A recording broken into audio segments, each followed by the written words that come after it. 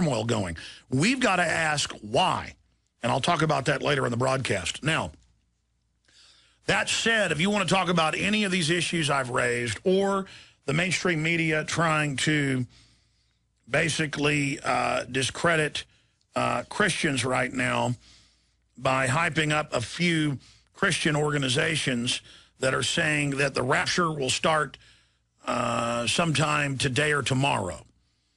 That's because we're already in tomorrow in Japan and Australia and areas of the Pacific. But if this hadn't happened by tomorrow afternoon, ladies and gentlemen, or tomorrow evening, then the media is going to say, look, all Christians are discredited. And they say the rapture will happen by tomorrow, and then 6 months of earthquakes and total bedlam will then unfold. Now, here's the deal. And I'm going to try to be as direct as I can on this. Anyone who knows history, anyone who's read the Bible, knows that Matthew 24:36 and many other verses in the Bible make it very clear. And Christ told his disciples, anybody that tells you when my second coming is going to happen is basically a deceiver. And here's Matthew 24:36. But of that day and hour, this is King James, but of that day and hour knoweth no man, no, not the angels of heaven, but only my Father only. Again, Matthew 24:36. But of that day and hour knoweth no man, no man. Now, I know a lot of you preachers don't agree with the Bible, and I know you don't like me reading this. I understand. No, not the angels of heaven, but my Father only. And I can read it to you from 20-something other Bibles, other translations. The New International Version, 1984. No one knows about that day or hour, not even the angels in heaven, nor the Son, but only the Father.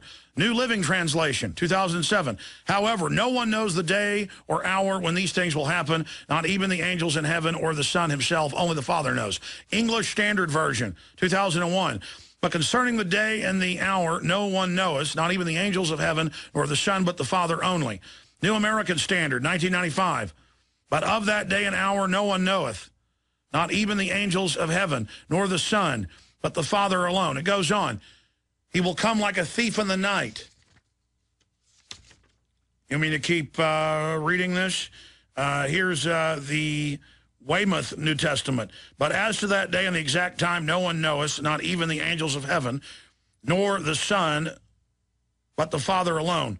World English Bible. But no one knows of that day and hour, not even the angels of heaven, but my Father only.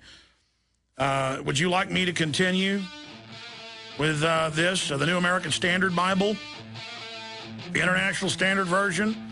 Would you like me to continue? And my point is, how do you have all these Christian broadcasters and all these other groups and organizations, some people who've made these claims a decade ago or more and been wrong? Why do we listen to these people? Okay? They are there to discredit Christians. Leading a frontal assault on the lies of the New World Order. It's Alex Jones on the GCN Radio Network. I should do an entire hour or two special on this and go in and pull up the history, go over all the names, but in the interest of time and other important news and your phone calls that I want to take on any of the issues I've raised or any issues you'd like to raise, doing first-time callers right now on this live Friday edition. In the interest of that, I'm just going to spend a few more minutes on this whole rapture cult situation. The toll-free number to join us is 1-800-259-9231, 800-259-9231. Now, I refuse to get into the quagmire, the swamp, the bayou that is religious infighting, and everybody claims they've got the answer, and then it's just a bunch of Pharisees poking each other's eyes out. I know I got a big stick in my eye, and I'm not here trying to tell you what's in your eye. Unless you're a globalist openly trying to pass legislation and laws that attack my liberty and freedom, then you're fair game because you've stated what your goals are. But I have done deep study on the whole rapture movement. And if you believe in the rapture and that you're going to get this pre-tribulation rapture, I don't think you're a bad person. I just think you need to be aware of the fact that this was never taught, not in the Greek Orthodox or the Russian Orthodox or the Catholic Church or by Protestants. And after the Reformation, no one taught this. And I challenge you to show me where they did. No one taught it. You can pull up the verses in Revelation when Christ returns and clobbers the devil and the angel bounds up Beelzebub and all the rest of it. Then the dead in Christ are raised, okay? Okay? And then that differs with the whole idea that you just immediately go flapping off to heaven. Now, in the last 150 years or so, different teachers in England and the U.S. began, and folks that wanted to attack Christianity pushed this, that Christians would be raptured before the tribulation. And since then, the Christians in Russia, Christians in China, Christians in North Korea, Christians in Nazi Germany, even some people in World War I in this country, they always think everybody's the Antichrist and that they're going to be raptured out of it. Well, I go back to the old Bedouin saying, trust in God, but tie up your camel. And it's this giant cop-out, okay? Let's say before the world government beast system, cashless society goes in, and even if you're an atheist or an agnostic, I mean, you can't deny that the globalists have set up under the UN 10 global regions with 10 sub-regions per country, and they call them 10 kingdoms in the UN documents. We've covered this with Dr. Michael Kaufman, the official UN documents, and they're setting up a global standardized cash society with face scanning and thumbprinting to buy and sell. And then it gives the system total control over everything you do, and where they can starve you out if you don't submit to their system.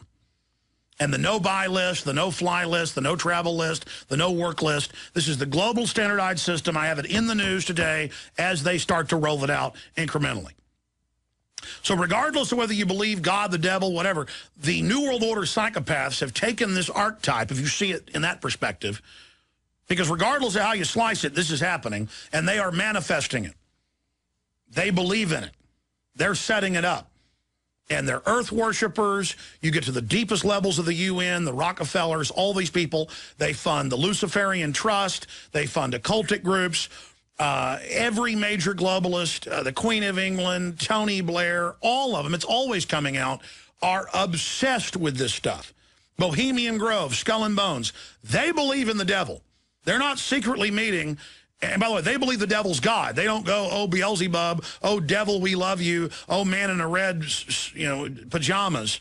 No, they believe Lucifer the beautiful, Lucifer the good. In fact, pull up the Masons saying, sweet Lucifer, I am Lucifer. I want to pull that up because most Masons are porch Masons and don't know this. It's how the globalists control good people. They don't understand that at the higher levels they teach you, no, Lucifer's really the good guy, and Jesus is his bad brother. Now, lower-level Masons, they teach him. The point is, and then you can argue that in the last 200 years, the Illuminati took over what Masonry was. I mean, if you get deeper into it, that there's a bunch of different branches to it. So I'm not here indicting and saying Masons are bad and evil. I mean, mainline churchgoers are involved in more of a Luciferian initiation than even Masons are. The New World Order are masters of counterfeits. But again, I'm digressing. What we're dealing with here,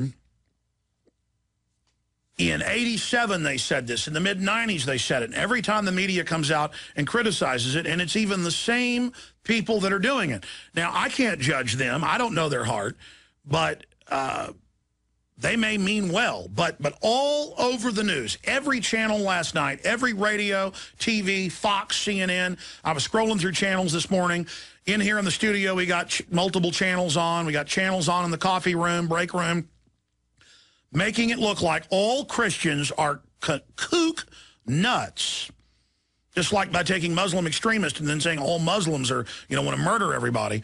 They are taking this, and then when the rapture doesn't happen tomorrow, Christians will again be seen like the Hale Bopp comet cult, thinking a spaceship was behind it and put it on their black Nike tennis shoes and taking barbiturates and drinking vodka and putting bags over their heads waiting for the aliens to beam them up. Beam me up, aliens.